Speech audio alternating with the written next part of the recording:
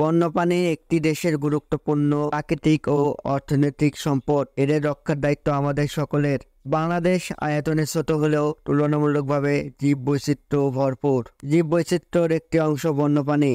পরিবেশের ভারসাম্য রক্ষায় এরা গুরুত্বপূর্ণ ভূমিকা পালন করে থাকে। কিন্তু জনসাধারণের অসচেতনতা, অধিক জনসংখ্যা তথা মানুষ কর্তৃক তাদের আবাসস্থল নষ্ট করে নিজেদের বসতবাড়ি ও শিল্প কারখানা গড়ে তোলে, নির্বিচারে হত্যা, শিকার, প্রযোজন, ধ্বংস, সর্বোপরি তাদের প্রতি প্রতিহিংসা পরায়ণ আচরণ করার কারণে এদের অস্তিত্ব ধীরে ধীরে হুমকির মুখে পতিত হচ্ছে। দেশের উত্তরাঞ্চলে প্রাকৃতিক বন সীমিত হলেও বিভিন্ন জলাশয়ে, বসতবাড়ির চারপাশ, ঝোপ জঙ্গলে, গাছের ডালে, বাঁশের ঝাড়ে, কৃষি জমি ও চরাঞ্চলে বিভিন্ন ধরনের বন্যপ্রাণী দেখা যায়।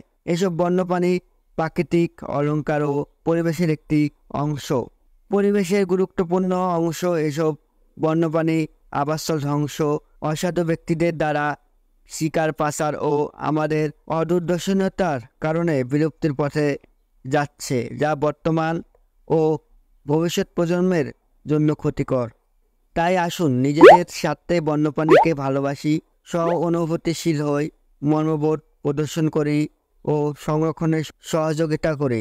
আমাদের সম্মিলিত উদ্যোগই পারে বন্যপ্রাণীর অবৈধ শিকার, পাচার রোধ করে এদের রক্ষা ও সুস্থ সুন্দর পরিবেশ গড়তে। বন্যপ্রাণী সংরক্ষণে বাংলাদেশ সরকার বন্যপ্রাণী সংরক্ষণ ও নিরাপত্তা আইন 2012 জাতীয় সংসদে পাশ করেছেন। এই আইন অনুসারে ধারা 34 খ অনুযায়ী যে কোনো বন্যপ্রাণী আটক, হত্যা, শিকার, ক্রয়, বিক্রয় ও পরিবহন দণ্ডনীয় অপরাধ, যা সর্বোচ্চ শাস্তি 3 বছর কারাদণ্ড এবং 2 লক্ষ টাকা জরিমানা।